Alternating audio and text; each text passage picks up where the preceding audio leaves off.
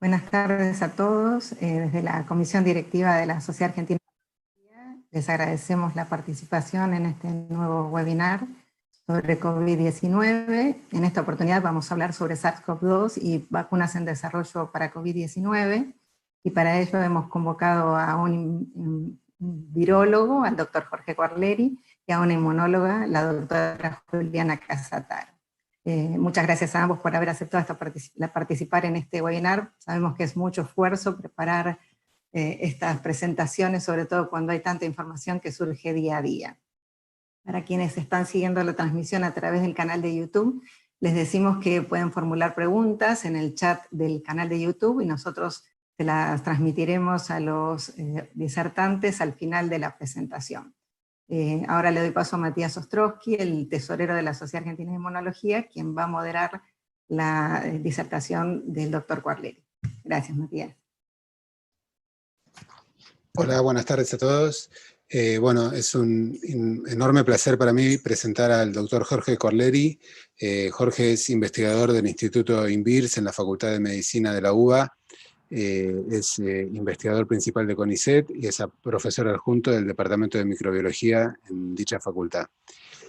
Jorge dirige un grupo que está dedicado al estudio de la fibrosis asociada a la coinfección de HIV con los virus de hepatitis B y C, y en esta ocasión Jorge va a hacer una introducción al ciclo replicativo del SARS-CoV-2, así que para mí es una gran alegría poder presentarlo. Jorge es mi compañero de mates todas las mañanas y la verdad que en esta época de cuarentena se lo extraña mucho, así que estoy muy contento de poder presentarlo aquí en este seminario. Gracias, Jorge. Bien, buenas tardes a todos. En primera instancia, muchísimas gracias Analía por la invitación y miembros de la Comisión Directiva de la Sociedad Argentina de Inmunología, como así también a Matías, como él decía, un amigo, entre muchos otros que tengo en la Sociedad Argentina de Inmunología, amigos y amigas con quienes comparto mucho de la actividad que hoy nos convoca. Vamos a comenzar entonces abordando aspectos virológicos de este coronavirus 2 asociado al síndrome respiratorio agudo grave, y posteriormente en la segunda parte nos vamos a dirigir especialmente a distintos aspectos relacionados con el ciclo de replicación de este agente. En principio, los coronavirus son, como muchos otros, y claramente definidos como un paquete de malas noticias envueltos por una cobertura proteica que en muchos casos se encuentra altamente glicosilada. En el caso particular de este coronavirus, nos encontramos nosotros con una partícula viral cuasi esférica, que puede tener cierto pleomorfismo en su presentación, que encuentra en su parte más externa una envoltura de naturaleza lipoproteica en la que se encuentran enclavadas 3 de sus proteínas que tienen dominios hidrofóbicos que le permiten precisamente interactuar en forma directa con esa envoltura lipoproteica. Entre ellas se encuentra la proteína E de envoltura, la proteína de membrana M, y por último, la que protruye y la que le da características muy particulares al microscopio electrónico, que le dan la denominación a estos virus con aspecto de corona, que es la espícula S, también conocida como spike, de su nombre en inglés, que en realidad es una glicoproteína tal como veremos posteriormente. Hacia el interior de esta partícula viral se encuentra lo que conocemos como nucleocápside, en la que hay asociación de una nucleoproteína fuertemente básica en su constitución aminoacídica, que interactúa fuertemente con el ácido ribonucleico, siendo este el genoma de este virus, que tiene características de ser un RNA simple cadena con polaridad positiva en una única cadena que le permite adquirir en su asociación con la proteína N de la nucleocápside una conformación helicoidal en el espacio. En términos generales, ese genoma del que estábamos mencionando recién, de tipo RNA simple cadena, con polaridad positiva, tiene una extensión nucleotídica de 30.000 bases. Esta extensión nucleotídica es ciertamente única y le da características muy particulares a los coronavirus, merced a distintas peculiaridades que vamos a ir describiendo. En primera instancia, para tener una aproximación de las características genómicas de este coronavirus 2 ' o SARS-2, como lo denominaremos de aquí en adelante, podemos advertir claramente que el 70% de su genoma hacia el extremo 5' de este RNA está dirigido fundamentalmente a la codificación de proteínas en dos marcos abiertos de lectura de tipo no estructurales. Estas proteínas no estructurales, aquí abreviadas como NSP, seguidas de un número que las permite ordenar desde el 1 hasta el 16, incluyen entre ellas a distintas proteasas, a una polimerasa RNA dependiente, una RNA polimerasa RNA dependiente, una helicasa, entre otras enzimas que actúan como un gran complejo multienzimático y multifunción, tal como lo veremos desarrollándose a lo largo del ciclo replicativo. Hacia el extremo 3' encontramos las proteínas estructurales que anteriormente mencionábamos conformando la partícula viral. Esto es la proteína S, la proteína E, la proteína M y la proteína N o nucleoproteína asociada posteriormente con el ácido nucleico. Entre ellas hay regiones genómicas que no son codificantes, pero que son sitios reguladores de la transcripción de estos genes, como veremos posteriormente. Por último, vale la pena mencionar también una serie de proteínas denominadas proteínas accesorias, que llegan a ser 10 las caracterizadas, muchas de las cuales en su función aún no han sido completamente definidas. Más allá de la complejidad aparente de esta imagen, me permito mostrarles lo que el genoma presenta en sus dos extremos, bien extremos, hacia el extremo 5' y hacia el extremo 3', que como ustedes pueden ver en sus abreviaturas, son secuencias nucleotídicas en el RNA que no son codificantes de proteínas, es decir, son extremos que no van a ser traducidos en proteínas. Sin embargo, eso no va en desmedro de su función en términos de la replicación de este ácido nucleico, como así tampoco en términos de su expresión. Es precisamente a nivel de este extremo 5', donde ustedes pueden advertir que ese RNA va plegándose sobre sí mismo, formando esa única cadena y por homología intracatenaria, pequeños rulos muy definidos, estables, que van a permitir la interacción con determinadas enzimas propias del virus para poder modificar este extremo 5' de modo tal de metilarlo en distintos residuos que van a permitir que la traducción de este RNA mensajero del virus lo haga en forma CAP dependiente. Primera de las funciones asociadas al extremo 5'. Respecto del extremo 3', que también se advierte que tiene una fuerte estructura secundaria y aún con estos pseudonudos, una estructura terciaria, está fuertemente involucrado, como vamos a ver luego, en términos de los ciclos que van a la replicación del material genómico. En términos taxonómicos, muy brevemente, para no tosigarlos demasiado, los coronavirus integran la familia Coronaviridae, dentro de ella distinguimos la familia Coronavirinae, y dentro de ella los coronavirus en sí mismos distinguen 3 géneros denominados con las letras griegas alfa, beta, gamma y delta. ¿Qué es lo que estamos viendo en esta imagen? En esta imagen vemos las relaciones filogenéticas que existen entre distintos coronavirus, con distintos hospedadores. Nosotros resaltamos acá fundamentalmente los 7 coronavirus que tienen impacto en la salud humana. Dentro de ellos mencionamos en principio alfa coronavirus, entre los que lo que estoy señalando es 229E en NL63, los beta coronavirus, OC43 y HKU1 de la Universidad de Hong Kong, el primero de los aislamientos caracterizados, que tienen más de 60 años de antigüedad, es decir, los conocemos desde hace mucho tiempo a muchos de ellos.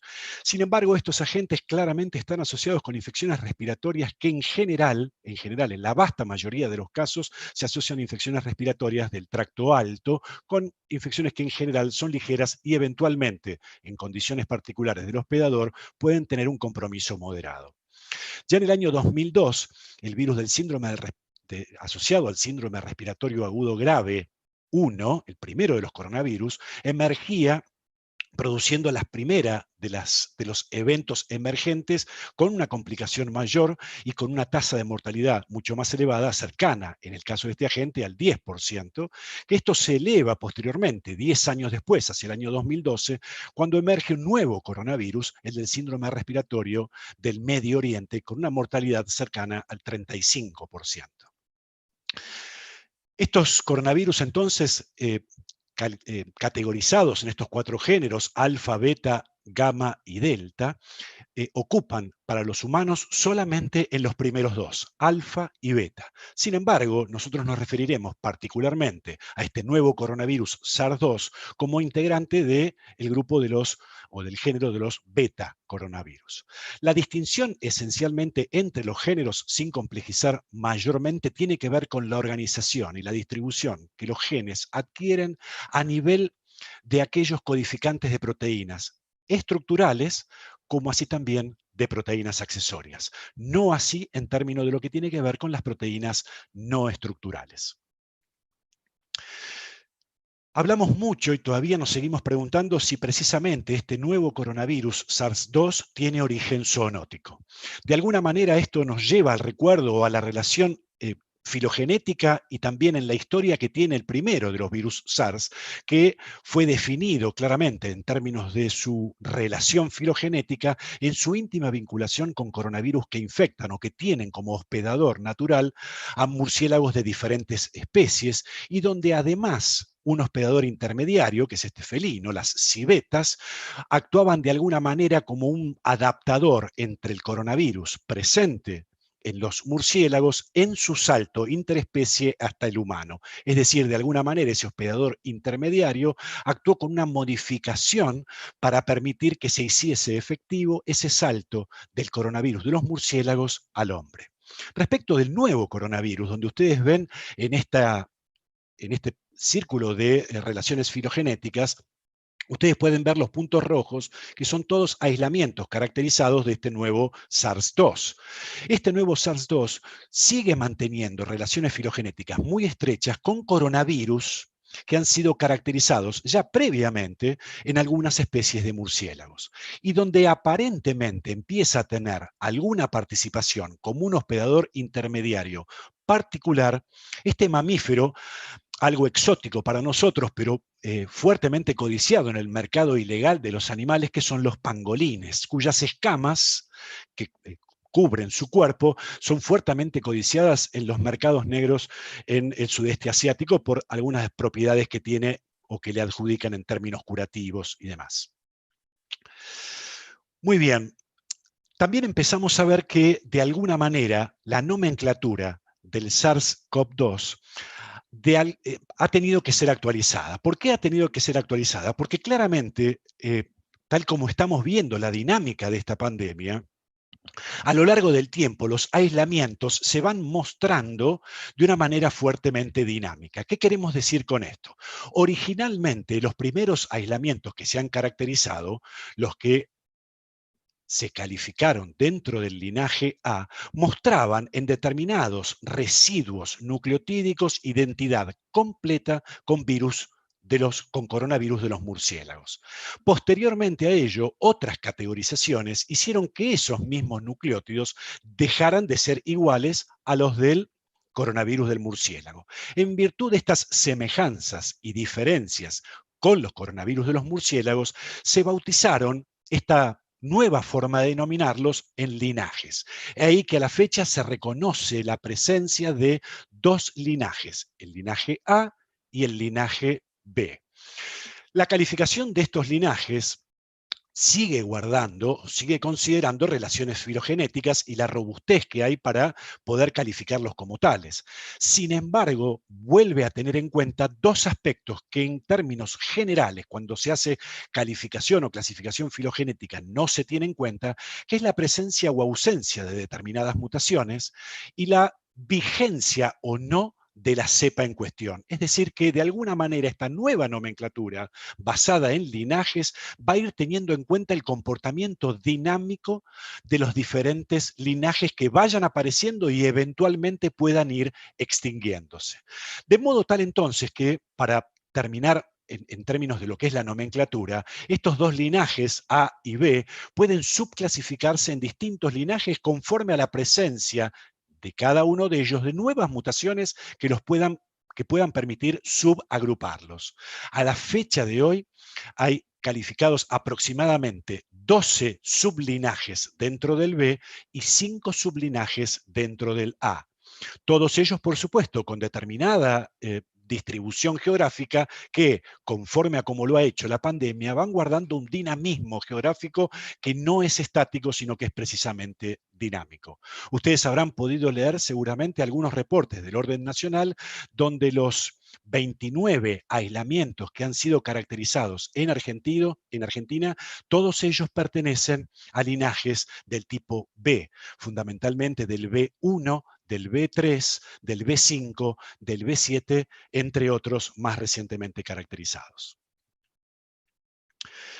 Nos adentramos en el ciclo de replicación y en primera instancia me parecía que para la comprensión integral de lo que es el ciclo de replicación resultaba conveniente verlo como una secuencia de eventos tal como en forma docente intentamos transmitirlo.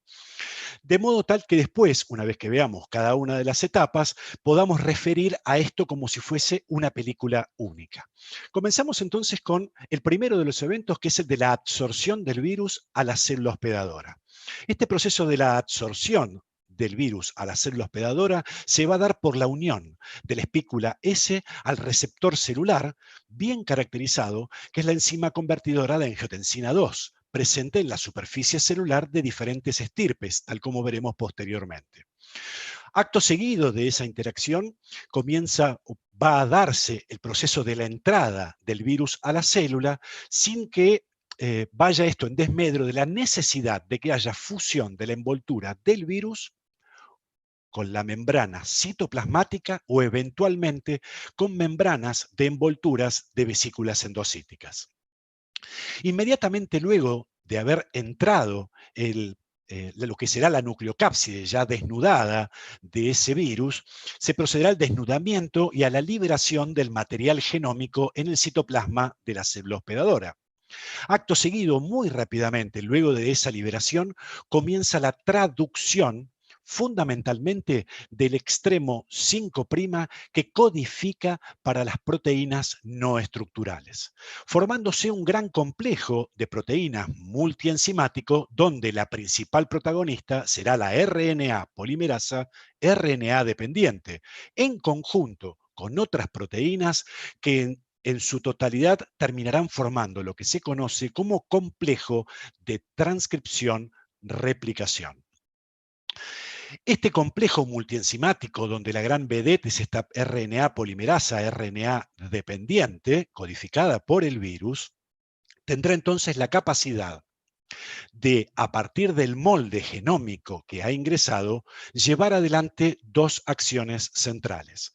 La una será la génesis de un intermediario replicativo, que es una copia antigenómica, es decir, un RNA con polaridad negativa, que será de alguna manera la máquina o el molde que se pondrá en la fotocopiadora, la RNA polimerasa, para que desde allí se empiecen a generar, desde ese intermediario replicativo, se generen múltiples copias genómicas idénticas. Y por otro lado, también se dará lugar a una síntesis no ya en forma continua, sino en forma discontinua, de una serie de especies de RNAs que serán los responsables de codificar las distintas proteínas estructurales. Este conjunto de RNAs responsables de la codificación de las proteínas estructurales se los conoce como RNAs subgenómicos.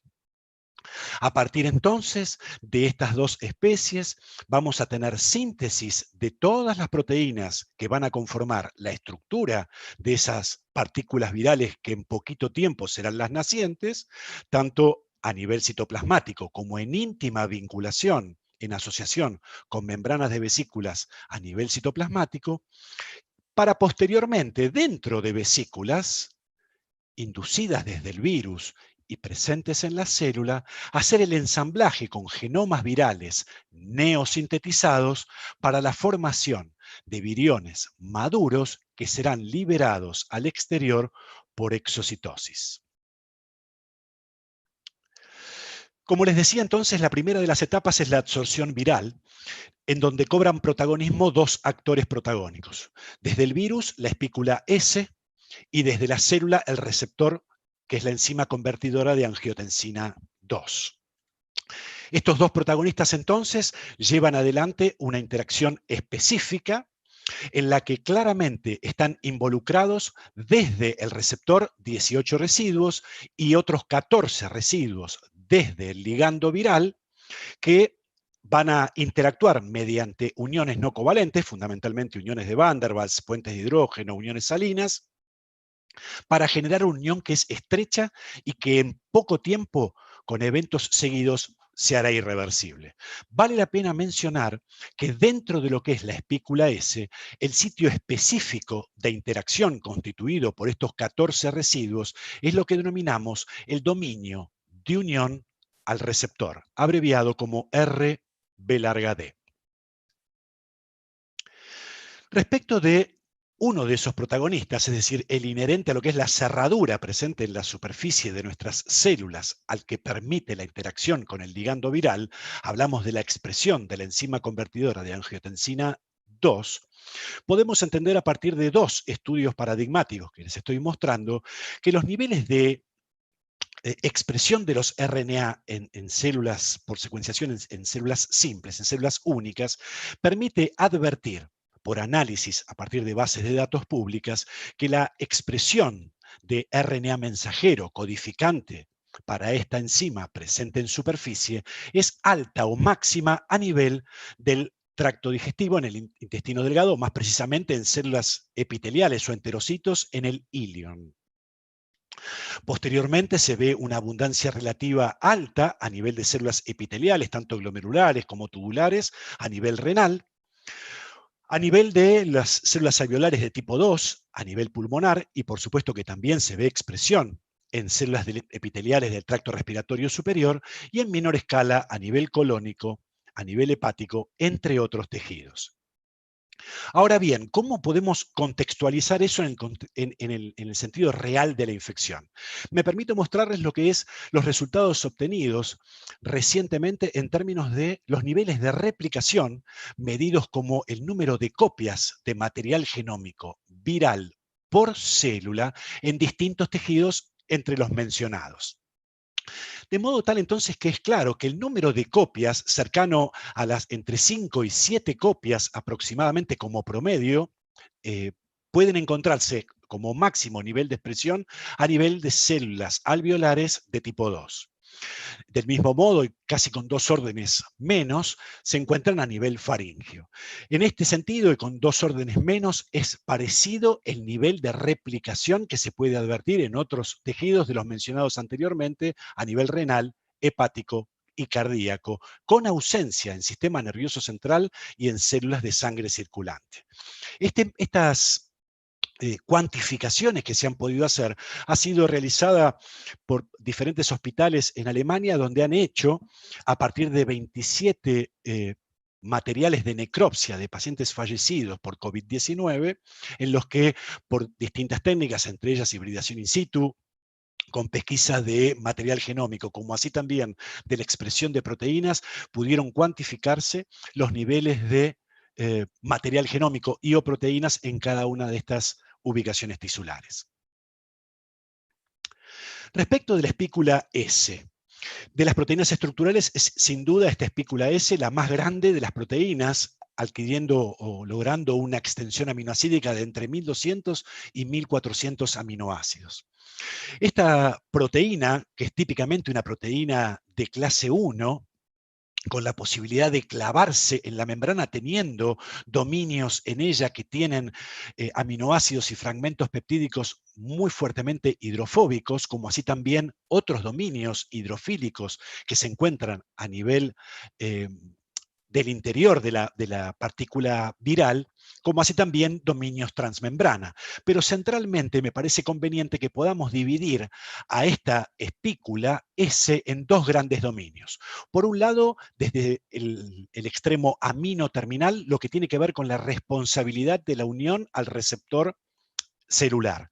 Y por otro lado, lo que tiene que ver con la responsabilidad, el segundo dominio, el dominio S2, con la responsabilidad de promover los eventos de fusión entre la envoltura del virus y membranas celulares. En tal sentido, para que estos eventos puedan ser llevados adelante, esta gran proteína necesita del clivaje por proteasas. Precisamente en tal sentido, los dominios S1 y S2 pueden ser clivados en determinadas localizaciones bien definidas, donde hay residuos polibásicos, permitiendo la acción de distintas proteasas, de modo tal que extracelulares, intracelulares, intraendosomales desde el hospedador son capaces de promover esos clivajes a nivel de la espícula S. Esa espícula S, en aspectos no menores vinculados tanto con su funcionalidad y por supuesto con su antigenicidad, es una espícula que se encuentra glicosilada. Sensu estricto, nosotros debemos hablar de una glicoproteína expresada en la superficie de la partícula viral. Lo que ustedes están viendo aquí es claramente uno de los monómeros de los constituyentes del trímero, tal como se expresa en la superficie de la partícula viral. Cada uno de estos monómeros permite distinguir la presencia de 22 sitios de aminoglicosilación. Esos 22 sitios de aminoglicosilación están fuertemente consensuados en función de los análisis realizados para su definición, en tanto que hay 2 sitios de hidroxiglicosilación y que, como ustedes pueden ver, afectan el sitio de unión al receptor de esa espícula S, podrían alterar o, por otro lado, estabilizar la conformación de esa espícula para su interacción. Sin embargo, a la fecha es aún controversial si estos sitios se encuentran o no glicosilados. Lo que es importante entonces que tengamos en consideración es que esa espícula S, para poder interactuar y promover los eventos que van a llevar a una absorción exitosa, van a necesitar que haya clivaje proteolítico.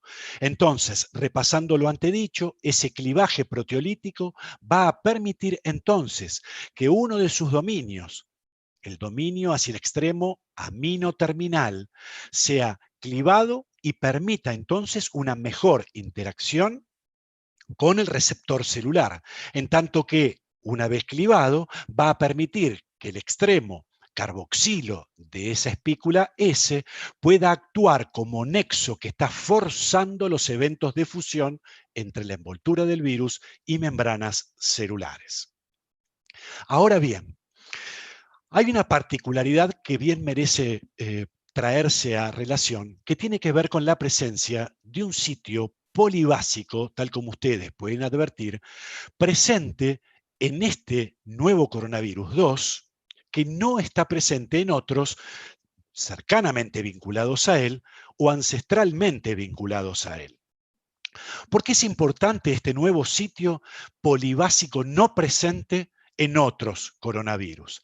Precisamente porque este sitio polibásico es un sitio sensible de la acción de furinas intracelulares. Y en este contexto, precisamente, es importante tener en consideración que la conformación, la disposición espacial que va a adquirir el dominio de unión al receptor de esa espícula S será determinante en términos de la afinidad con la cual se una esta espícula con el receptor. Básicamente tenemos que tener en cuenta que ese dominio de unión al receptor presente en la espícula S puede tener 2 conformaciones espaciales diferentes: estar en un estado recostado o estar en estado erguido. Resaltando entonces el porqué de la relevancia de este sitio adicional polibásico en la secuencia de la espícula S de este nuevo coronavirus, es precisamente que ese sitio polibásico, al ser sensible a la acción de la furina, permitirá precisamente la acción sobre este sitio de esta enzima, esta endoproteasa celular, que promueva un cambio conformacional en la espícula S durante su síntesis, durante su neosíntesis en la célula infectada, de modo tal que al salir y conformar nuevas partículas virales, ese sitio de unión al receptor ya se encuentre en la conformación espacial más apta, que es la erguida, para poder interactuar con alta afinidad con el receptor enzima convertidora de angiotensina 2. Hechas estas salvedades, es importante entonces que podamos tener en consideración que el virus puede hacer su ingreso, su entrada a la célula hospedadora por dos vías distinguibles. De modo tal entonces que, luego de la absorción inicial y de la interacción inicial de la espícula S con el receptor, enzima convertidora de angiotensina 2, aquí ejemplificado el receptor en azul, y posteriormente será definitorio por una vía o por la otra respecto de qué tipo de proteasa sea la que promueva el cambio conformacional en la espícula S que permita entonces que ocurran los eventos de fusión posteriores.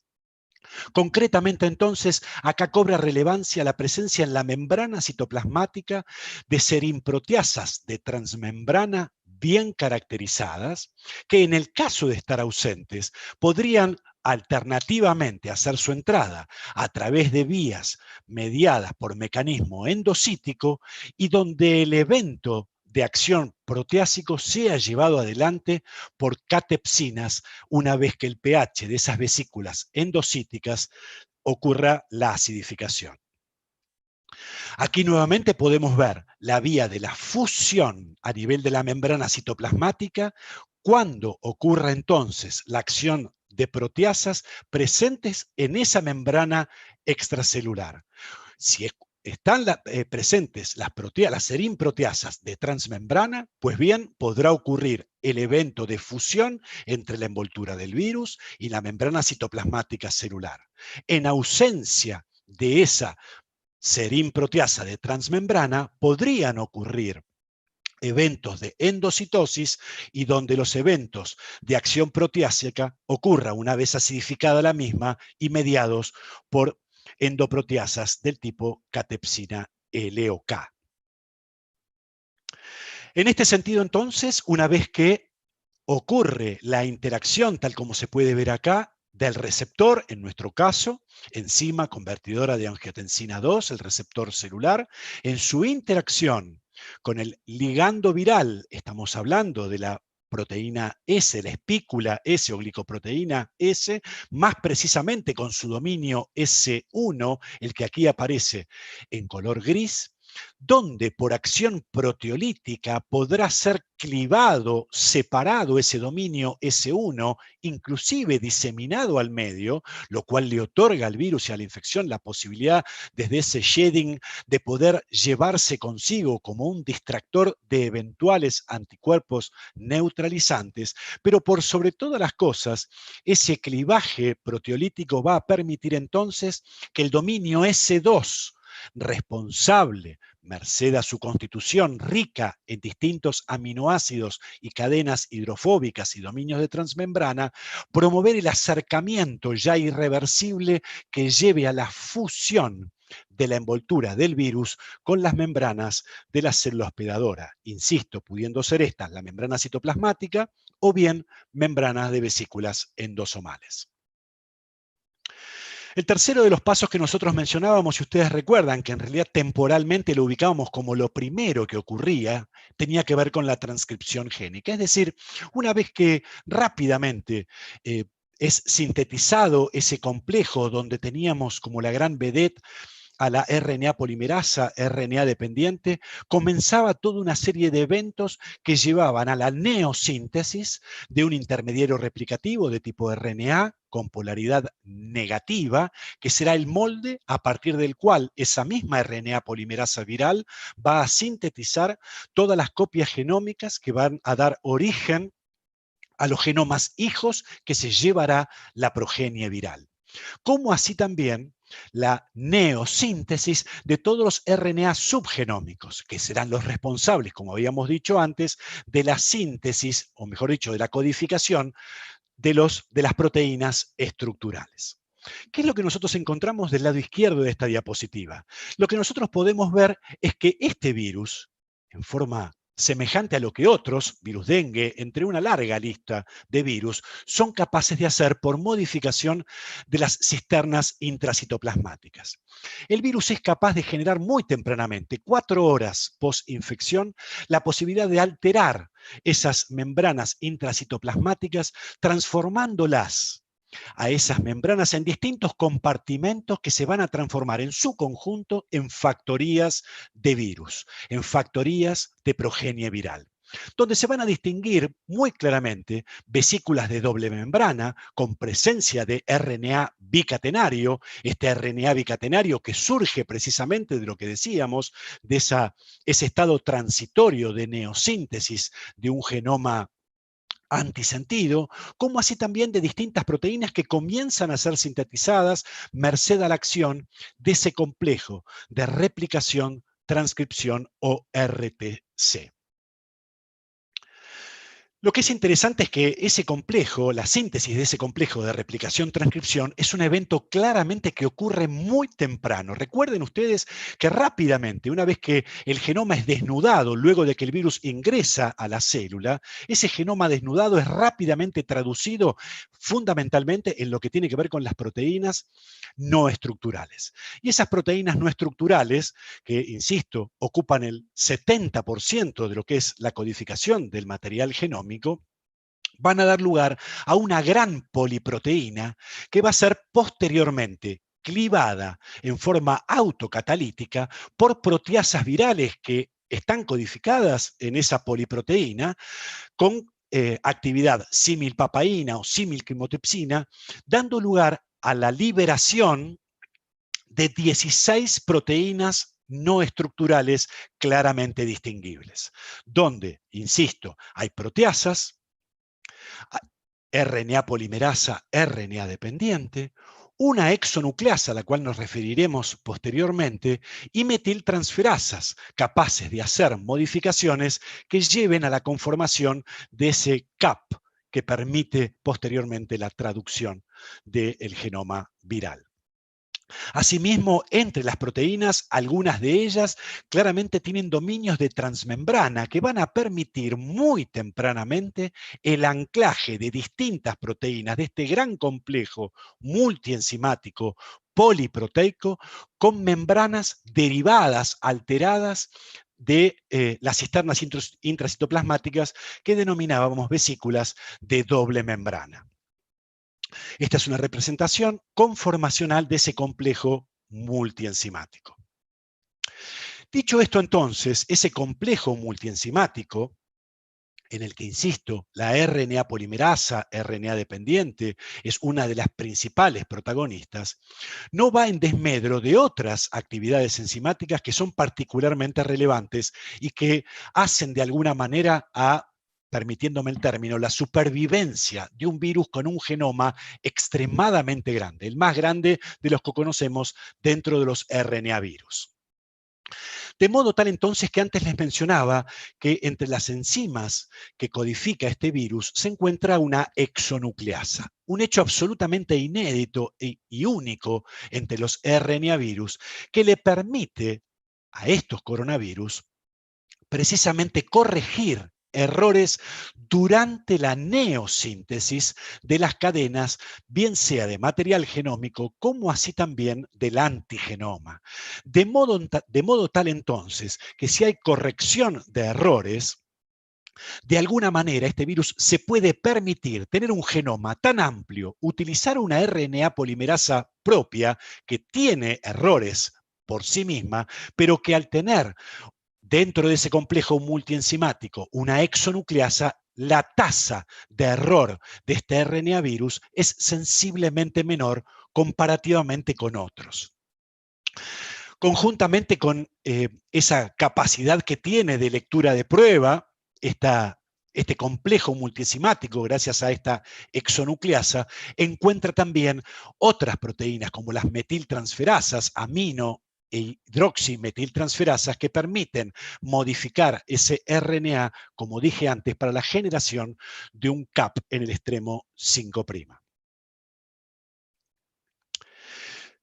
Anteriormente ya les mencionaba entonces que el complejo de transcripción-replicación rápidamente, una vez que comienza su síntesis, se asocia a estas distorsiones que el virus puede generar en vesículas o cisternas a nivel intracitoplasmático, particularmente en el retículo endoplásmico rugoso, en el que hay claramente íntima asociación con ribosomas, tal como ustedes pueden ver en este esquema. Vean ustedes cómo determinadas proteínas, fundamentalmente aquellas que tienen dominios hidrofóbicos, una vez neosintetizadas, se asocian directamente con estas deformaciones de las cisternas derivadas del retículo endoplásmico, estando tachonadas por ribosomas y en consecuencia permitiendo desde el complejo multienzimático la generación de genomas hijos y la neosíntesis de proteínas a partir de segmentos genómicos subvirales. Al microscopio electrónico se caracterizan muy bien esas vesículas de doble membrana, tal como ustedes pueden ver aquí, que se ven perfectamente bien, las doble membranas que las caracterizan. La formación de paquetes de vesículas en el interior, tal como está aquí esquematizado, es decir, son un conjunto de vesículas que comparten la membrana más externa de esa cisterna dentro de esa gran factoría de virus,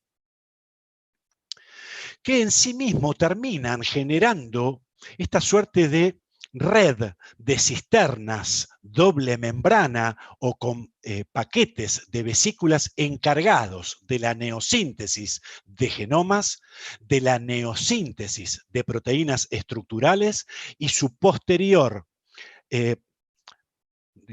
transporte por rutas de transporte intracelular hacia complejos intermediarios entre el retículo endoplásmico y el Golgi para sus modificaciones posteriores en forma posttraduccional, glicosilación, ensamblaje, proteínas y genomas neosintetizados para la formación de nuevas partículas previo a su exocitosis. Dicho esto, en particular, una característica que es muy saliente y que tiene incumbencia, si se quiere, desde lo patogénico, es que la síntesis de los segmentos genómicos que codifican para las proteínas estructurales ocurre en forma discontinua. ¿Qué significa esto? Muy brevemente, a partir del genoma viral y por acción de la misma polimerasa del virus, se generan segmentos genómicos que en sí mismo, y dado que utilizan el genoma como molde, tienen polaridad ARN negativa. Cada uno de estos segmentos genómicos tienen como terminación de esa cadena antigenómica un segmento regulador de la transcripción que encuentra en el propio genoma un sitio de hibridación, de complementariedad, que va a permitir que en última instancia se le adhiera a cada uno de ellos un segmento único conocido como secuencia líder. Esta secuencia líder, insisto, que es común a todos los segmentos subgenómicos con polaridad negativa, será el sitio regulador para que nuevamente la polimerasa comience la síntesis, ahora sí, de cada uno de esos segmentos subgenómicos con polaridad de mensajero para su posterior traducción. ¿Qué es lo que tenemos en esta etapa? Lo que tenemos en esta etapa es lo que estamos viendo. En principio, dentro de esta ventana es esta suerte de gran combinación de proteínas no estructurales, que insisto, su neosíntesis fue un evento muy temprano, una vez que el genoma ha quedado desnudado, y donde claramente es un complejo multienzimático, donde aparece esa proteína en color rojo no estructural 12, que es la RNA polimerasa, RNA dependiente. Aparece la proteína NSP14, que es esa exonucleasa que corrige los errores. entre otras proteínas que tienen una acción central como helicasas o primasas. Precisamente de esta última, de la primasa, me quiero referir respecto de la estructura terciaria que veíamos al comienzo en el extremo 3' no codificante.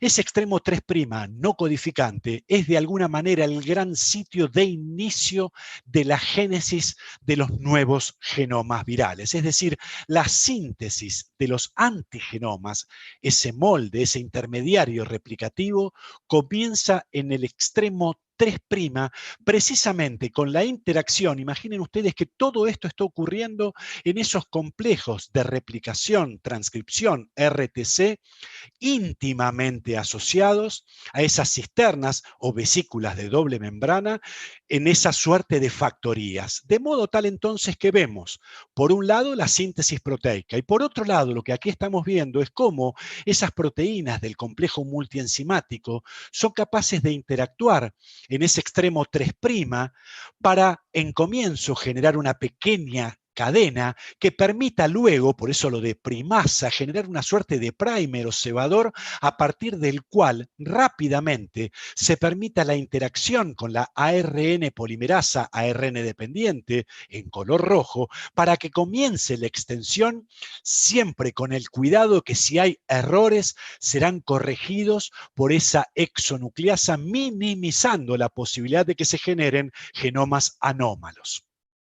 Por supuesto que vale la pena mencionar el rol que va cobrando esta helicasa para que, de alguna manera, como ustedes pueden ver, va haciendo que todo fluya más fácilmente, permitiendo que esa doble hebra vaya abriéndose conforme va ocurriendo esa polimerización.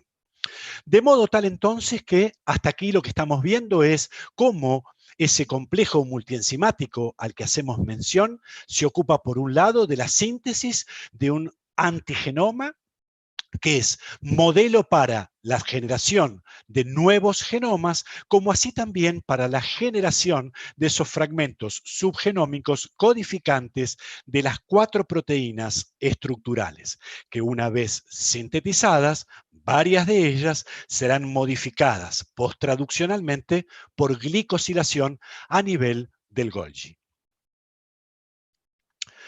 Un evento particular, que es un desafío en términos de variabilidad como un componente más de estos coronavirus, es que tienen una tasa elevada de recombinación génica. Se da con una frecuencia elevada. ¿Qué significa hablar de recombinación génica y por qué ocurre recombinación génica? La recombinación génica fundamentalmente tiene 2 eventos que se ven favorecidos ciertamente en las infecciones por coronavirus. No es un evento característico de este SARS-2, sino que es un evento característico de los coronavirus en general. Inclusive, más allá de los coronavirus humanos, los hay también como eventos bien caracterizados en coronavirus de distintas especies de aves y otros mamíferos. La recombinación puede darse claramente como condición indispensable. Para que la recombinación pueda darse como condición indispensable, deberá existir coinfección o copresencia de genomas parentales diferentes dentro de una misma célula. Pensemos entonces que si hay genomas parentales, que aquí los estamos ejemplificando con 2 colores diferentes, como simulando 2 coronavirus distintos, podría ser un coronavirus de origen en un murciélago, un coronavirus de origen en un hospedador intermediario, por ejemplo, un pangolín, que infectando una determinada célula, podría ser una célula humana, merced a los procesos que lleva adelante ese complejo multienzimático, pero más precisamente la polimerasa, tenga la posibilidad de hacer mecanismos conocidos como de elección de copia o copy choice, donde esa polimerasa salta entre esas 2 ofertas de templado que tiene, pudiendo generar entonces como genomas hijos, bien sea, por supuesto, genomas puros, iguales a los genomas parentales, pero también genomas recombinados, donde producto de esos saltos que hace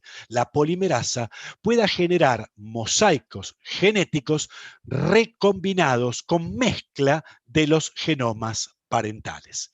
Este es uno de los eventos que, por supuesto, no es un evento inherente solo a los coronavirus. Muchos virus hacen recombinación, pero en el caso particular de los coronavirus hay algo que sí resulta particularmente proclive a llevar a la recombinación, y es la síntesis o la generación de los fragmentos subgenómicos.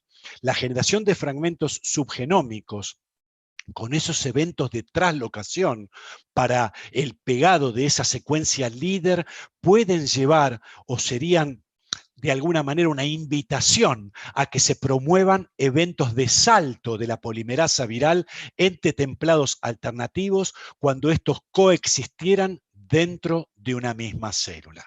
Estos eventos han sido claramente demostrados en el SARS-1, donde, como ustedes pueden ver, en distintos lugares aparecen origen de coronavirus humanos, los que aquí se ven con color magenta, en mezcla o tomando moldes de coronavirus, por ejemplo, los que se asocian a la bronquitis infecciosa en las aves, ¿sí? Es decir, estamos hablando de dos especies claramente distantes que están generando un virus quimérico con dos orígenes diferentes. Lo mismo podría haber ocurrido claramente en un hospedador intermediario, como las civetas, que hubieran recibido infección en este hospedador por coronavirus de murciélagos de distintas especies para la génesis de nuevos coronavirus que, por supuesto, tengan en este hospedador mamífero mayor capacidad de replicación. Ya para ir terminando Jorge, ya estoy terminando, en términos de las últimas etapas, que tiene que ver con la síntesis proteica, su ensamblaje y la exocitosis. Recordamos entonces el rol que adquieren las vesículas de doble membrana, donde ocurre la neosíntesis de proteínas y, por supuesto, la duplicación genómica. Posteriormente, su ensamblaje dentro de los compartimentos intermedios entre ese retículo endoplásmico y el Golgi, para la generación de partículas virales ya maduras y listas para llevar adelante el último de los pasos, que es el de la exocitosis o liberación de la progenie viral. Como conclusiones finales, entonces, este coronavirus 2 asociado al síndrome respiratorio agudo grave es un beta coronavirus, un virus envuelto con un genoma RNA de simple cadena, con un genoma particularmente extenso de 30.000 bases de extensión, con una tasa ligeramente menor a otros RNA virus, merced a la actividad exonucleasa a la que hacíamos mención, y con alta capacidad de recombinación. La replicación la iniciamos en la absorción, donde ya habíamos dicho la interacción entre la espícula S como glicoproteína que protruye de la partícula viral y el receptor celular enzima convertidora de angiotensina 2. Esa interacción y la fusión de membranas requieren de la activación proteolítica de esa espícula S. El ingreso del virus va a ocurrir por eventos de fusión entre la envoltura del virus con membranas de la célula en distintos compartimentos. A partir de allí habrá génesis rápida, neosíntesis de proteínas no estructurales. Esas proteínas no estructurales tienen centralmente dos funciones claramente distinguibles. Por un lado, la formación de ese complejo de transcripción y replicación del genoma, y por otro lado, la generación de esas factorías virales por alteración de cisternas intracitoplasmáticas en la que va a ocurrir toda la síntesis de proteínas estructurales y nuevos genomas. Recordemos que ese complejo de transcripción-replicación incluye la actividad de una exonucleasa, un evento único entre los RNA virus que permite la corrección de errores y la síntesis de los RNA subgenómicos. Es allí entonces, dentro de esas alteraciones o factorías, donde va a ocurrir la neosíntesis proteica, la de nuevos genomas, para que luego de su ensamblaje sean liberados siguiendo la ruta excretoria por exocitosis. Les agradezco mucho la atención, les pido disculpas por la extensión. Muchísimas gracias.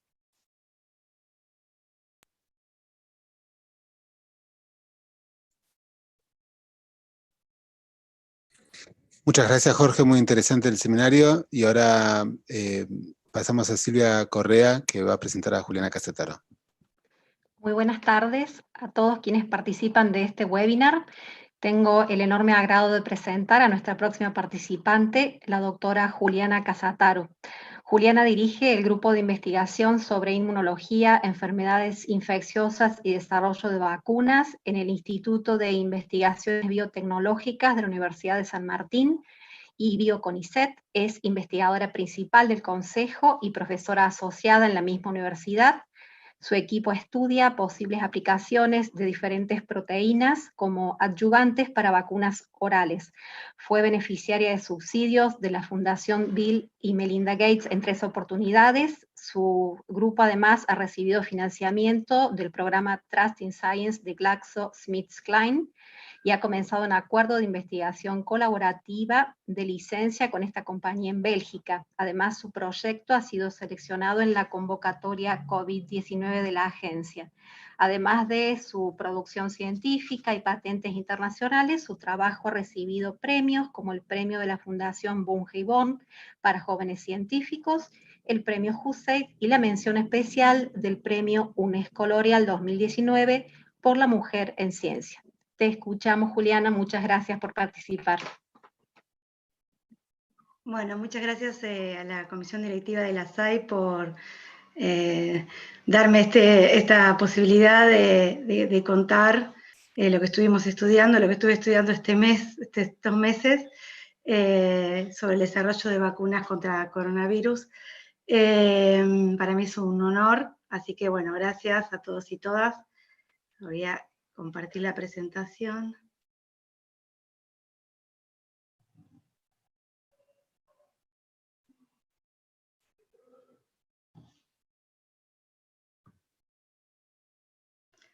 Bueno. Esperen que voy a checar.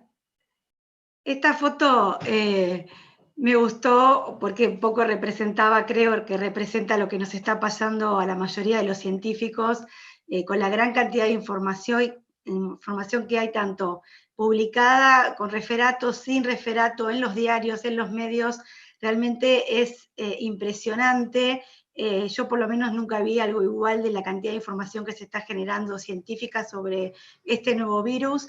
Y bueno, es lo que traté de hacer, un poco cómo me sentí este tiempo para tratar de armar este seminario sobre vacunas contra SARS-CoV-2.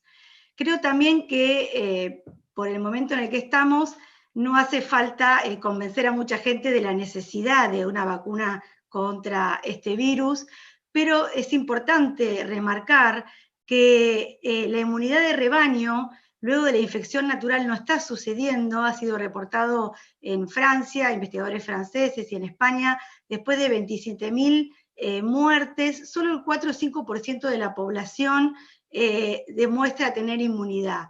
Se necesitaría, para que haya luego de una inmunidad de rebaño, luego de la infección natural, más o menos un 60-65% de personas con inmunidad para evitar que se siga diseminando este virus.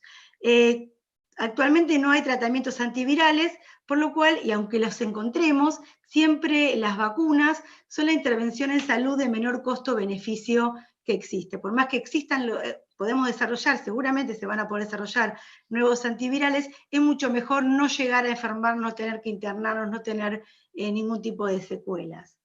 Se describió que el virus, al replicarse, no acumula una gran cantidad de mutaciones, por lo cual el desarrollo de una vacuna para prevenir la enfermedad a largo plazo tiene racionalidad. Igual yo creo que es crucial seguir estudiando el comportamiento del virus y cómo son las diferentes cepas en los diferentes lugares para el desarrollo de vacunas, para asegurarnos de que la vacuna que vamos a desarrollar vaya a proteger contra las cepas que están circulando.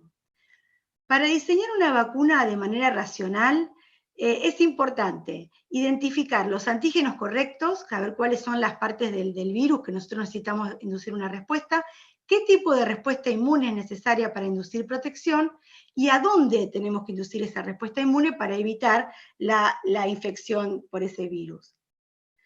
Como bien explicó el doctor Quarleri, el virus tiene antígenos estructurales y no estructurales.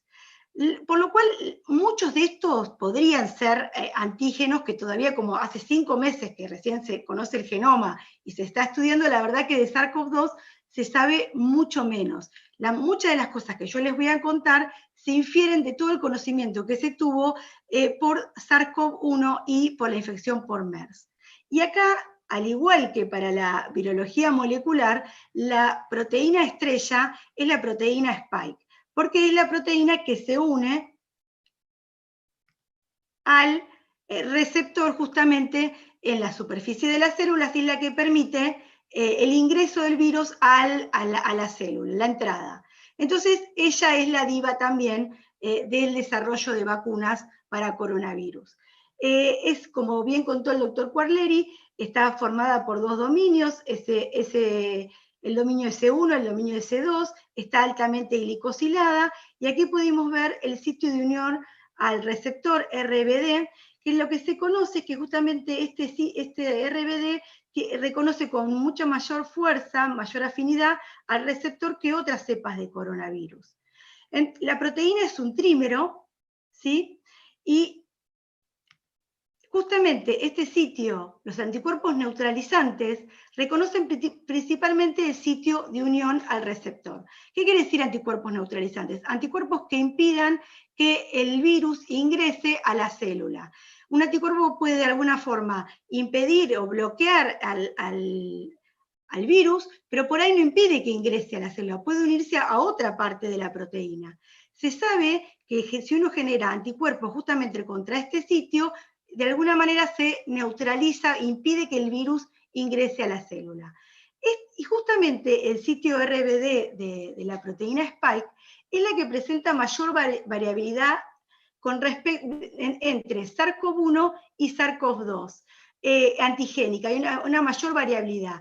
Es decir, los anticuerpos que pueden neutralizar a SARS-CoV-1 fallan en neutralizar a SARS-CoV-2. Hay una gran diferencia. Y además, los patrones de glicosilación en el RBD de SARS-CoV-1 y SARS-CoV-2 son muy diferentes, y esto influye directamente en la unión de los anticuerpos neutralizantes.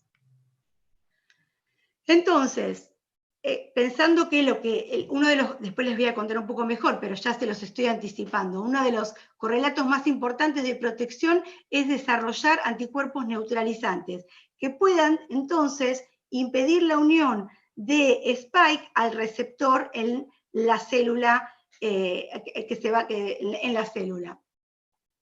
Los anticuerpos entonces neutralizantes, la mayoría reconocen al dominio de unión al receptor, al RBD, en la proteína S con la forma prefusión. Como bien les contó el doctor Quarleri, la proteína antes de ser clivada es este formato, que es la forma prefusión. Se sabe que los anticuerpos neutralizantes reconocen a este dominio en la forma de la proteína como prefusión.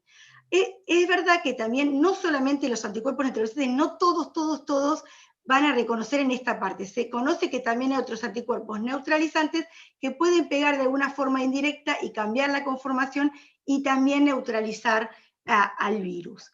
Pero hay que tener mucho cuidado con cómo es la estructura y diseñar correctamente la proteína y estudiar bien la conformación y la correcta glicosilación para poder desarrollar anticuerpos, para poder inducir anticuerpos de alta calidad. ¿Alta calidad qué quiere decir?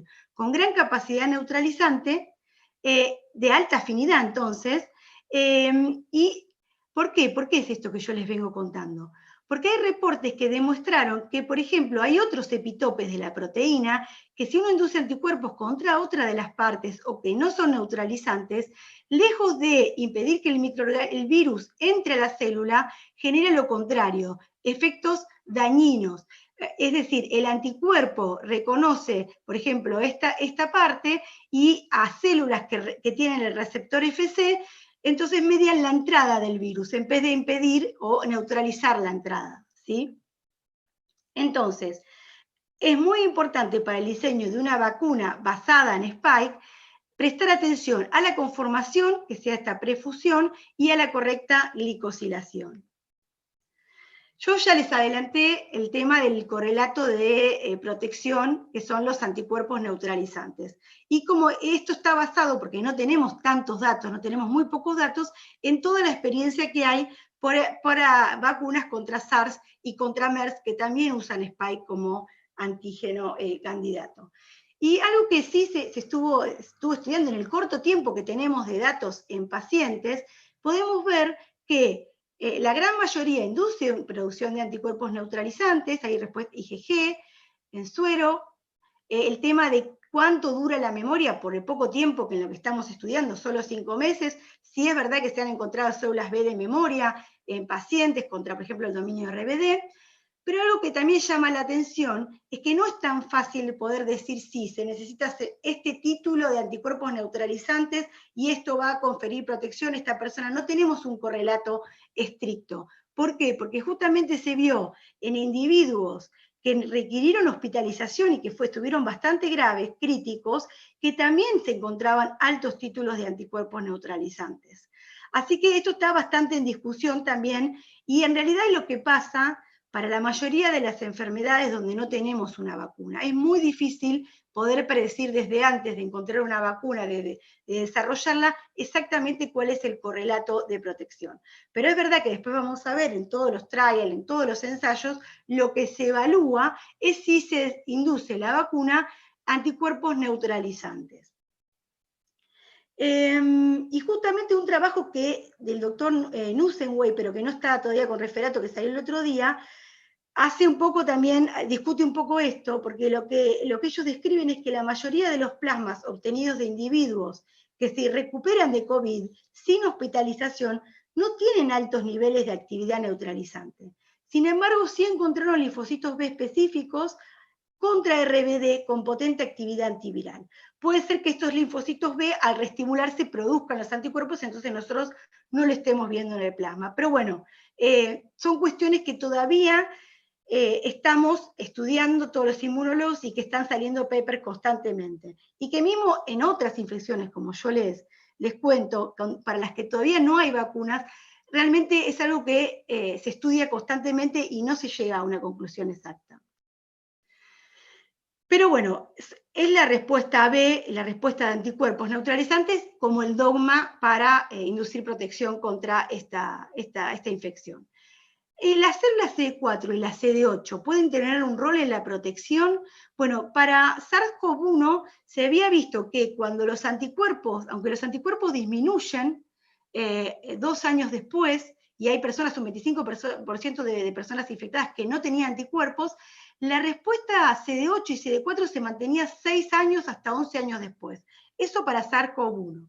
Y ahora hace poco salieron también 2 trabajos, uno publicado y el otro que es preprint, y detectan en pacientes convalecientes por coronavirus, ven que hay respuesta, el 100% de los individuos tiene respuesta CD4 antígeno específica y el 70% tiene una respuesta CD8. Hay respuesta contra S principalmente, pero también hay respuesta contra las otras proteínas, contra M, contra N y contra proteínas no estructurales.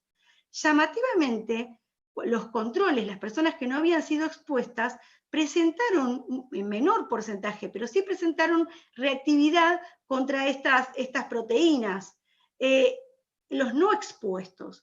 Puede ser, esto podría sugerir que de alguna forma estas personas se hayan expuesto a coronavirus comunes circulantes y haya una cross-reactividad entonces presente y por eso vieron este tipo de respuesta.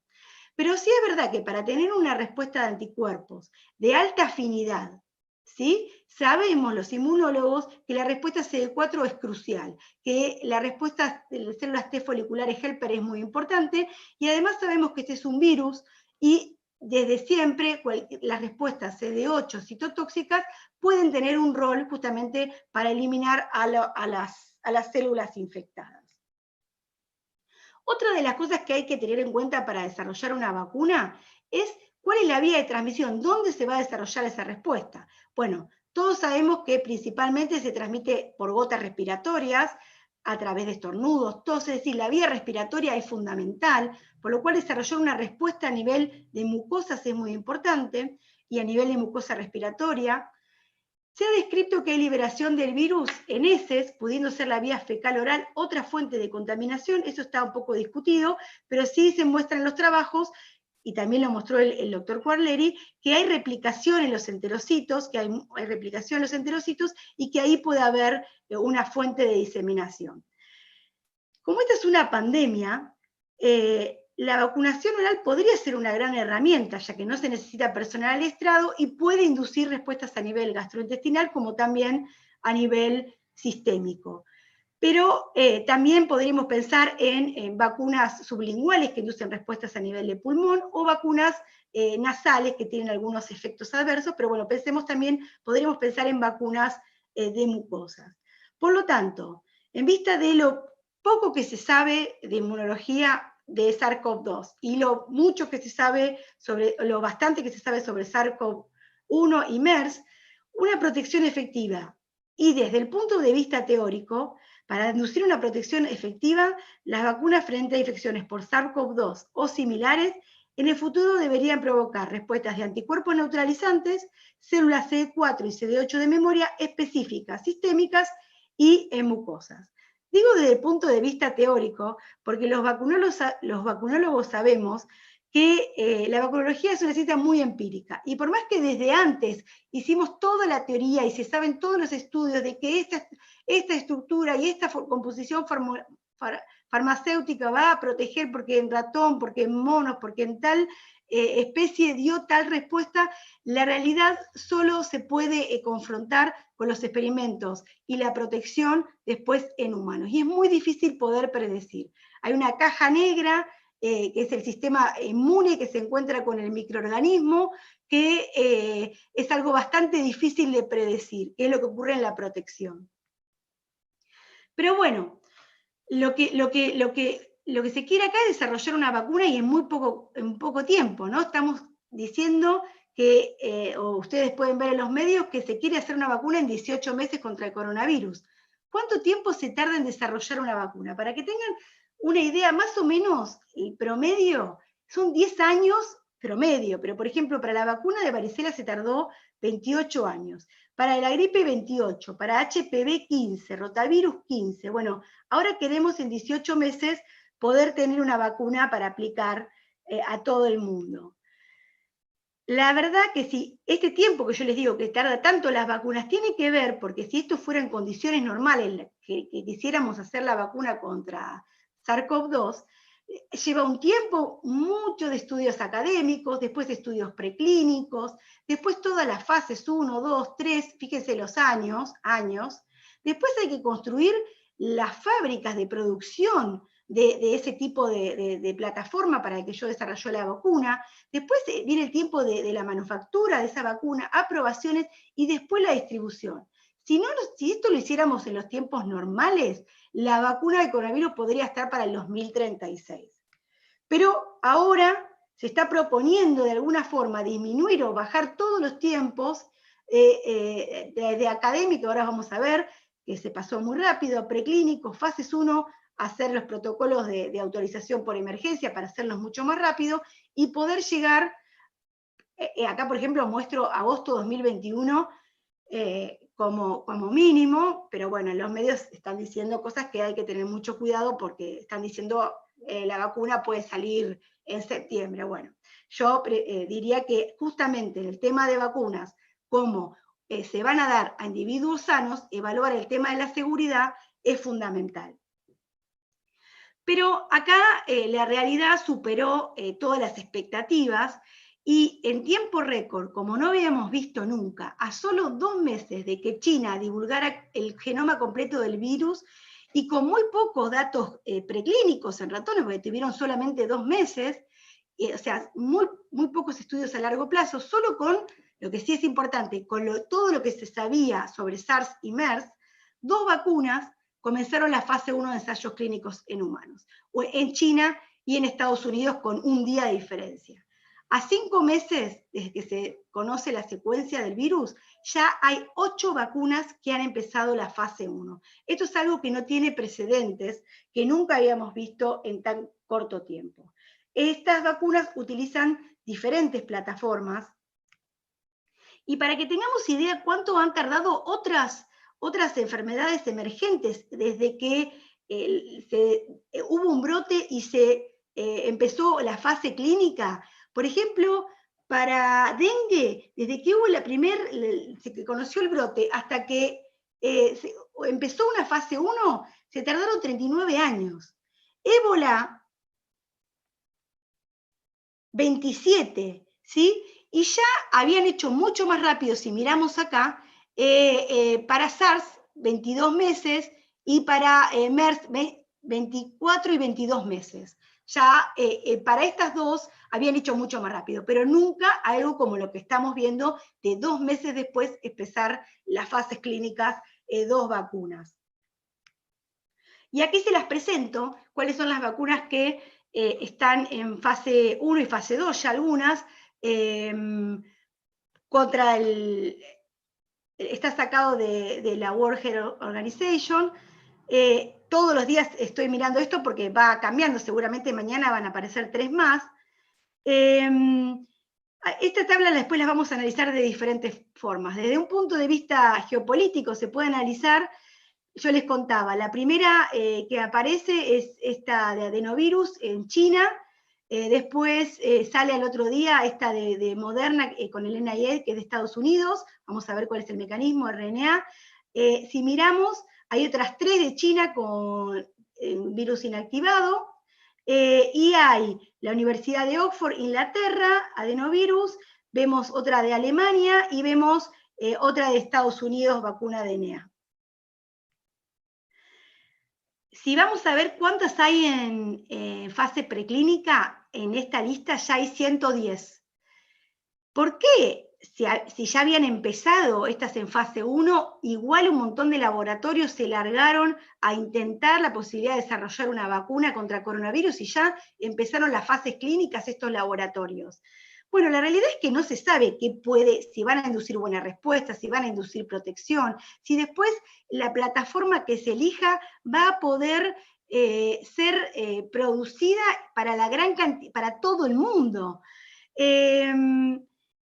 Entonces, la mayoría de los países desarrollados y medianamente desarrollados para independizarse y tener soberanía se han largado al desarrollo de vacunas, tanto por una competencia geopolítica como económica, pero es muy importante porque no está asegurado realmente que si se encuentra una vacuna, después se vaya a poder distribuir y que tengamos todos acceso a esa vacuna.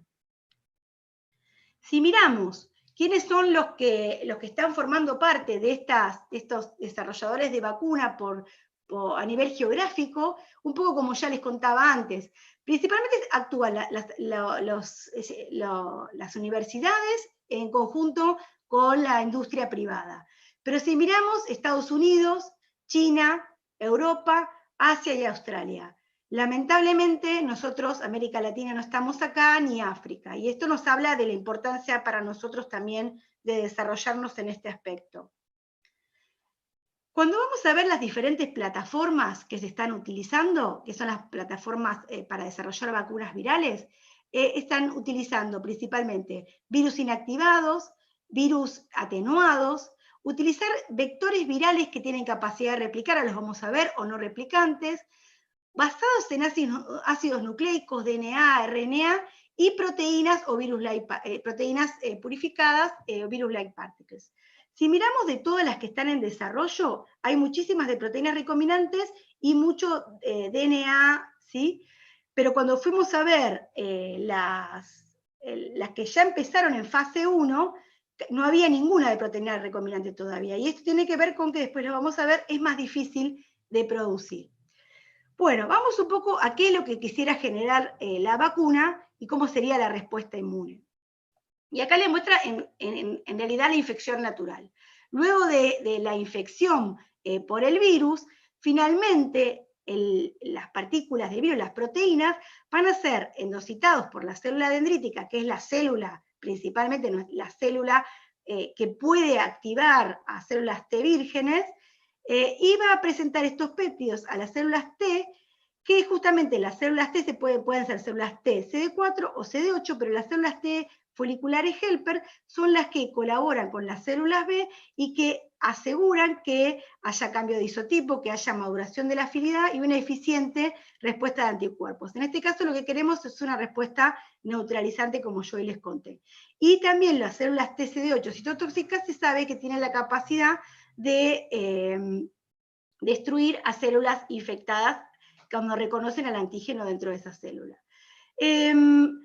Estas células pueden perdurar por mucho tiempo, se sabe que las células de memoria, productoras de anticuerpos, pueden permanecer en la médula ósea por mucho tiempo produciendo anticuerpos, y que hay células B de memoria también en circulación, y hay células TCD4 y CD8 en circulación que pueden permanecer por mucho tiempo. Pero una cosa que me gustaría discutir con ustedes o charlar en este caso, y que yo estaba escuchando en los medios, es que se decía, por ejemplo, cuando no se sabía o cuando se ve que para los coronavirus la respuesta de memoria no es muy fuerte, que enseguida caen los anticuerpos. Entonces yo veía que decían, mismo algunos investigadores, entonces si en la infección natural no hay buena memoria, entonces la vacuna nunca se va a poder desarrollar. Bueno, ojo con esta idea, porque en realidad que la infección natural dé una muy buena respuesta de memoria, sí es verdad que nos anticipa y nos dice, bueno, la vacuna entonces también va a poder hacerlo, puede ser que lo haga. Pero con la vacuna lo que nosotros usamos son otros componentes que generan otro tipo de respuesta. Puede ser parecida a la infección natural, pero a veces no queremos que sea igual. Justamente queremos que induzca protección, pero que no induzca enfermedad. Entonces la respuesta que se genera con la vacuna no es exactamente igual. Y lo pueden ver en el caso de muchos parásitos, que justamente se diseña la vacuna exactamente al revés. Inducir una respuesta inmune contraria a la que induce ese microorganismo, porque tiene factores de virulencia que impiden justamente que se desarrolle toda esta respuesta a la infección natural, y sí lo podemos hacer con una vacuna. Con una vacuna, ¿por qué? Porque usamos los antígenos administrados de otra forma, con otros ayudantes, ¿sí? Pero esta idea de que una vacuna solo tiene que ser igual a la infección natural, me parecía importante discutirla con ustedes. ¿Cuáles son entonces las diferentes plataformas, diferentes tipos de vacunas? Las más conocidas, pero que ya se usan en la práctica diaria, el calendario nacional, por ejemplo, las vacunas a virus atenuados. Por ejemplo, polio, rotavirus, la triple viral, bueno, son cepas atenuadas que van a replicar, pero que no van a causar la enfermedad. Y después todo lo demás ocurre igual. Los antígenos tienen que ser tomados por las células dendríticas, se activan las células B, las T, y se genera memoria con esta vacuna.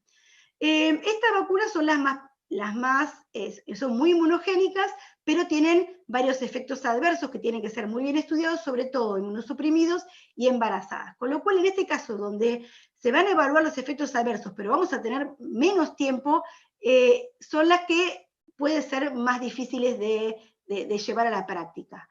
También, por ejemplo, es el caso de ébola, que utiliza un virus inactivado. Bueno, las vacunas que utilizan virus inactivado. Se inactiva el virus con formaldehído o por calor, y además a veces se agrega un adyuvante. También tiene algo de reactogenicidad, pero no es tan peligroso porque no hay posibilidad de que pueda revertir, y tiene todos los antígenos. Esto es bastante bueno. Vimos que de estas hay 3 vacunas ya en fase 1 administradas para coronavirus. La novedad de estas fase 1, pero que también son grupos que ya, como ya les contaba, venían trabajando para MERS y para SARS, es la rapidez con la cual comienza a utilizarse las vacunas de DNA en la fase 1. Una, yo les contaba, es la vacuna de RNA. Ya se viene trabajando en este tipo de vacunas hace más o menos 20 años, pero la realidad es que yo nunca había visto algo tan rápido como ahora. ¿En qué consisten estas vacunas? La vacuna de DNA, lo que se inmuniza es el plásmido, que codifica para la proteína, y se tiene que usar, porque se vio que no tenía eficacia si no se utiliza con un aparatito, que es un electroporador, que produce poros en la membrana y permite el ingreso del ácido nucleico al núcleo, donde en el núcleo se va a traducir al mRNA, se va a sintetizar el mRNA, que luego se va a traducir a las proteínas. Y las proteínas entonces se producen por las células del hospedador, por las células del individuo vacunado, ¿sí? Lo mismo pasa con la vacuna de RNA, que es el RNA, se sintetiza el RNA directamente, se inmuniza, se agrega a la fórmula, se lleva por una cápsula lipídica, una nanopartícula lipídica, que va a permitir la fusión, la entrada a la célula, y aquí el RNA utiliza la maquinaria del huésped para traducir sus proteínas y producir la proteína. Ahora después es la célula dendrítica otra vez la que tiene que tomar esta proteína y producir la respuesta inmune. Las ventajas de estas dos es, si ustedes ya lo pueden ver, es la rapidez de que uno tiene la secuencia, uno lo clona y en una semana ya tiene la vacuna, ¿sí? No necesita expresar, purificar, estudiar la estructura, ver la conformación, realmente es rapidísimo como se puede hacer. Y además, desde el punto de vista, por ejemplo, las vacunas de DNA son muy estables a temperatura ambiente, y mientras que las vacunas de RNA, cápsula, son mucho menos estables. Pero como son vacunas que todavía no se han aplicado en la práctica en humanos, solo hay fases clínicas, sí hay bastantes estudiadas justamente para MERS, no hay ninguna vacuna que se haya utilizado hasta ahora. Yo considero que van a tener que ser estudiadas en profundidad en cuanto a la seguridad, además de la inmunogenicidad. Utilizar vectores, otra de las formas es utilizar un vector viral que tiene capacidad de replicar, ¿sí?, como plataforma para que exprese ese antígeno. Por ejemplo, Spike. Plataforma, por ejemplo, usar el virus de sarampión atenuado. Esto lo está haciendo la gente del Instituto Pasteur. Están tratando de hacer una vacuna de coronavirus utilizando como plataforma el virus de sarampión atenuado. Por ejemplo, la vacuna de ébola utiliza un virus atenuado como plataforma, y la vacuna de dengue utiliza el virus de la fiebre amarilla atenuado como plataforma también en la vacuna. Esto tiene como ventajas es que es muy inmunogénico, pero yo también le veo la desventaja de que como tiene la capacidad de replicar, también el tema de la seguridad va a tener que ser evaluado y hay que tener mucho cuidado con individuos inmunosuprimidos o embarazadas. Vectores no replicativos, como los adenovirus. Estos son no tienen tanto peligro porque se utiliza este adenovirus que lleva el plásmido, es parecido a lo que vimos de vacuna de DNA, que tiene la capacidad de infectar la célula y llevar el plásmido, que el plásmido se produce adentro de la célula, la proteína. Estos virus no replicantes, o sea, pueden infectar, pero entran a la célula, no replican, y además no se integran en el genoma, con lo cual, y están bastante estudiados. No hay ninguna vacuna tampoco, al igual que DNA y RNA, que se haya usado en humanos, pero sí se utilizó mucho para terapia génica, hay muchísimos estudios, y hubo muchos estudios en fases 3, por ejemplo, para malaria, está bastante estudiado. Y sí, yo encontré que, por ejemplo, una vacuna de adenovirus se da a militares de Estados Unidos, solamente a ellos, para adenovirus 4 y 7, pero no para la población en general, ¿sí? Las proteínas recombinantes, bueno, más fácil de explicar y de entender, y además es la proteína directamente recombinante, pura, que son muy puras, con lo cual la seguridad, tenemos muchos menos problemas de seguridad. Ya se usan, muchas de las vacunas que nos damos son vacunas a su humanidad, toxoide tetánico, hepatitis B, HPV, son proteínas purificadas. Como son tan puras y son muy seguras, generalmente hay que agregarle, son poco inmunogénicas, y hay que agregarle un adyuvante, que es un compuesto que se agrega a la formulación para aumentar la respuesta inmune. Otra que viene de esta misma, que está dentro de las proteínas a su unidad, es la que llaman virus-like party, que es en realidad la proteína, la parte externa del virus, sin la secuencia genética. Esto es HPV, por ejemplo, que tiene este formato, que mantiene la estructura de la superficie sin la capacidad de infectar.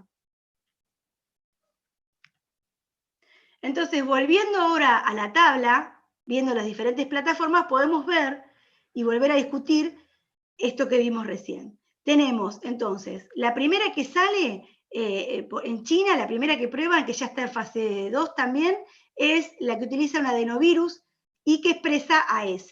Después, al otro día, la de Moderna con el NIE, que expresa AS también, en la forma prefusión, encapsulado el mRNA con este lípido. Y después tenemos 3 inactivadas, una con alum. La Universidad de Oxford también está probando otro vector de adenovirus, pero este es de chimpancé. Otra que acaba de salir la semana pasada de RNA en Alemania, que prueban diferentes secuencias también.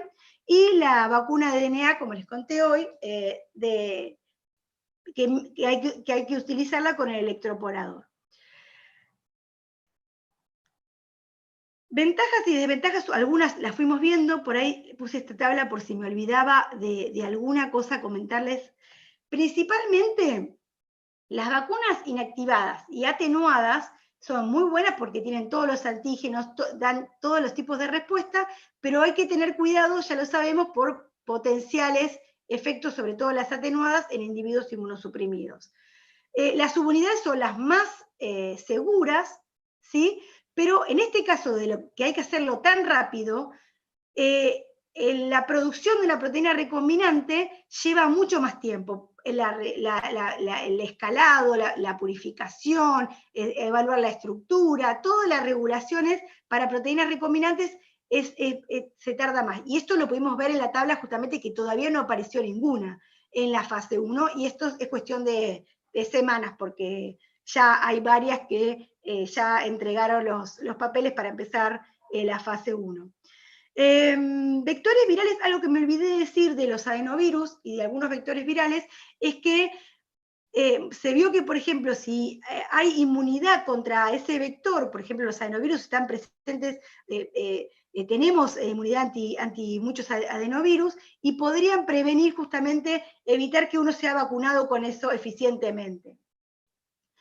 Y de las vacunas de DNA y RNA, ya se los conté hoy, que son muy fáciles de diseñar, es muy rápido, pero son menos inmunogénicas, sobre todo las de DNA, se necesita este aparatito, este electroporador, que para mí, para una distribución mundial, esto va a hacer que sea bastante difícil a tener todos los lugares de vacunación este aparato para lograr la vacuna. Y las de RNA, lo que están diciendo, y que sabemos los que trabajamos alguna vez con RNA, y que RNA es mucho menos estable, y que también hay que tener cuidado con la cadena de frío y todo en cuanto a la distribución de esta fórmula. Yo les decía hoy que evaluar cuáles son las respuestas, los correlatos de protección, es importante, pero que finalmente la protección, la infección, cómo se reduce luego de la aplicación de una vacuna y la infección, es lo que nos da más esperanza o más seguridad, ¿no? De que esa vacuna es efectiva. Un trabajo que ha sido publicado en Science demuestra que justamente una vacuna inactivada administrada con alum, que es una de las que está en fase 1, disminuye las cargas virales comparadas con los controles, y justamente disminuye la infección del virus en pulmón. Esto es bastante alentador, ¿sí? Si bien hay muchas vacunas que han demostrado muchos resultados muy buenos en monos y después no dieron los mismos resultados en monos, ya que haya un resultado de protección en monos es bastante alentador. Y hay otra que mostraron, no está publicado, pero bueno, salió en los medios y está en preprint, de la Universidad de Oxford con el vector de adenovirus, y ellos, acá la protección se ve un poco menor, sí, la protección es a nivel de que los monos vacunados no desarrollaron la neumonía, pero sí tengo que decirles que se ve algo de replicación en pulmón igual con la vacuna. Y ellos estudiaron también anticuerpos neutralizantes y células CD4 y CD8 antígeno específicas. Entonces, viendo la cantidad de vacunas, 8 en este momento, pero van a ser más, lo que se está discutiendo actualmente es cómo se va a homologar, cómo se van a armonizar todos estos datos, cómo vamos a elegir cuál es la mejor vacuna. Se está proponiendo este trabajo que les muestro acá, justamente, lo que se está proponiendo es de alguna manera un modelo de que nos aseguremos que todas las plataformas de vacunas sean evaluadas de la misma forma, utilicen los mismos puntos finales, utilicen controles iguales, de alguna forma para poder compararlas. Y, por ejemplo, lo que proponen es, para armonizar la eficacia de todos los trials que están ocurriendo en este momento, es colaborar con laboratorios de que, por ejemplo, un laboratorio sea el único que evalúa la respuesta de anticuerpos de todos los trials, que sea otro el que evalúe la respuesta de CD4, que sea otro el que haga el análisis estadístico, de alguna forma de armonizar y poder analizar de la misma forma todos los datos de todos los trials que hayan para poder elegir cuál es la mejor. Entonces, como resumen de lo que estuvimos viendo, de todas las plataformas de vacunas que hay actualmente en desarrollo y en fases clínicas, la proteína clave o que más utilizada en todas las fórmulas es la proteína Spike, o el receptor de unión, el dominio de unión al receptor, formas como RNA o DNA, como proteínas recombinantes, utilizando vectores virales, vacunas inactivadas o vivas atenuadas. ¿Podrán hacer la vacuna en 18 meses?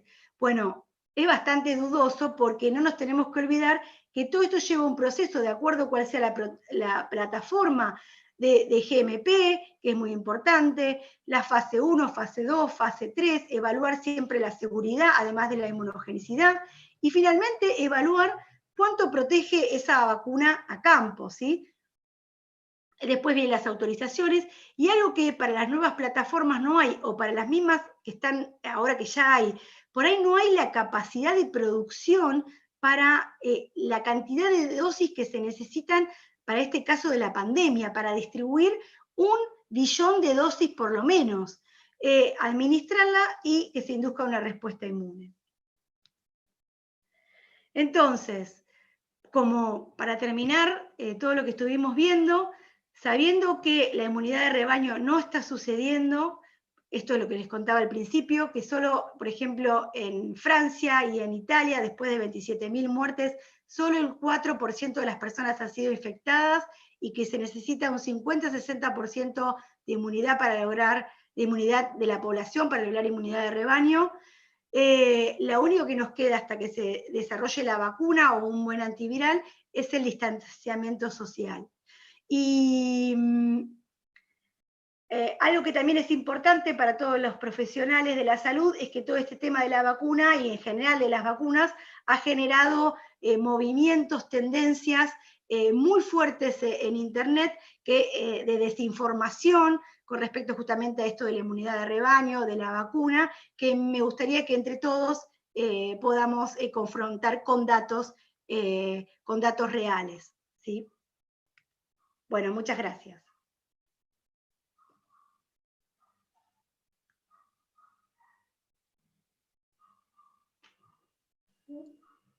A vos, Juliana, y a Jorge vamos a iniciar ahora una ronda de preguntas y le pedimos a ambos que sean respuestas lo más breves posibles porque tenemos muchas y muy interesantes preguntas de la audiencia. Matías, ¿querés comenzar? ¿Cómo no? Empiezo yo. Entonces, una pregunta para Jorge que dice, ¿el ingreso por fusión puede ser con la membrana plasmática o con membranas endosomales? ¿Presentan la misma eficiencia o al virus le conviene alguna de las formas de fusión particular? Muy linda la pregunta. En principio, la primera aclaración que hay que hacer es que no son vías excluyentes. Es decir, la disponibilidad de proteasas de transmembrana le permite la fusión con membrana citoplasmática. Esa misma célula perfectamente bien en un lugar o en una localización en la que no haya tanta disponibilidad de esas proteasas de transmembrana, podrá hacer que el virus en la misma célula pudiera ingresar también por endocitosis.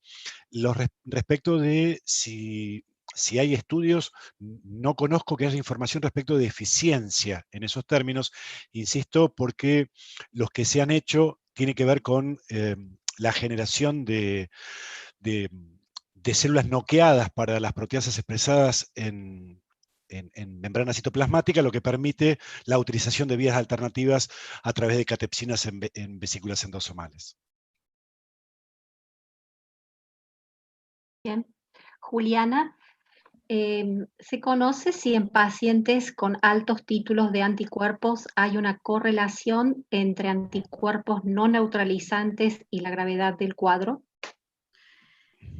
Es un popurrí, yo creo que todavía podemos decir que no se sabe, o sea, correlaciones no estamos teniendo, o sea, no lo veo de los trabajos. Justamente ese gráfico que yo mostré, sí se dice, bueno, cuando aumentan los títulos es mejor, pero después está estas personas graves que tienen altos títulos y ahí ya la correlación se fue.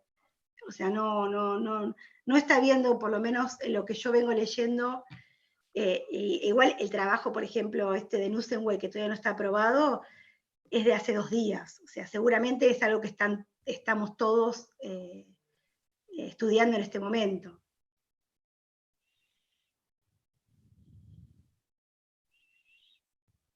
Muy bien, otra pregunta para Jorge, entonces, es si mutaciones puntuales en ACE2 pueden explicar en parte las diferencias en susceptibilidad a desarrollar enfermedad en las distintas personas. Sí, es interesante porque ahí está poniendo la pregunta, pones en relieve una de las consideraciones que hay que tener desde el hospedador, que tiene que ver con el polimorfismos genéticos a nivel de la expresión del receptor enzima convertidora en angiotensina 2. Y precisamente en ese sentido hay polimorfismos y hay un único estudio publicado en el que, a pesar de los polimorfismos a nivel de el receptor AC2, los distintos polimorfismos genéticos no tuvieron ningún tipo de influencia respecto de la eficiencia con la cual el virus ingresa. De alguna manera reforzando lo mismo que decíamos antes, es decir, podría ser que por mecanismos redundantes la no utilización de una vía pueda ser suplantada merced de la utilización de la vía endosomal. Muy bien. Sobre la base de estudios preclínicos, el ADE, el Antibody Dependent Enhancement, ¿podría tener algún efecto adverso ante una eventual vacuna? Sí, es algo que, como yo les conté, por qué es tan importante estudiar bien la estructura de la composición farmacéutica que se va a dar, de la proteína que se va a hacer, y para evitar justamente desarrollar anticuerpos que no son neutralizantes, porque se vio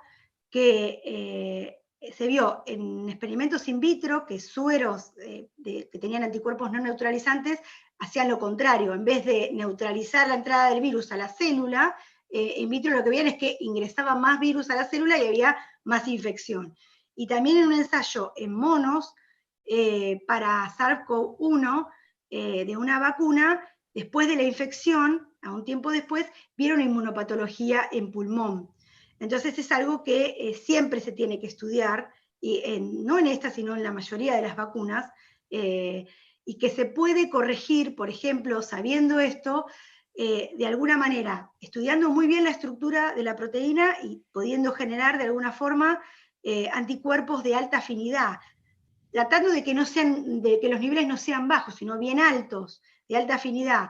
Y por el otro lado, el caso de la hipersensibilidad también en pulmón, que se vio para algunas vacunas, inducir preferentemente, en vez de inducido por respuesta a TGLPR2, es esta hipersensibilidad que te cuento, que se ha visto, por ejemplo, para la vacuna del virus incisional respiratorio, que tuvo estos efectos adversos.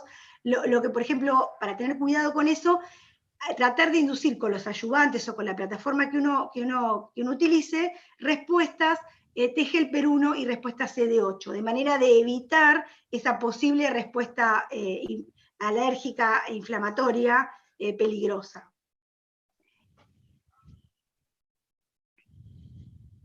Bueno, Jorge, una pregunta más.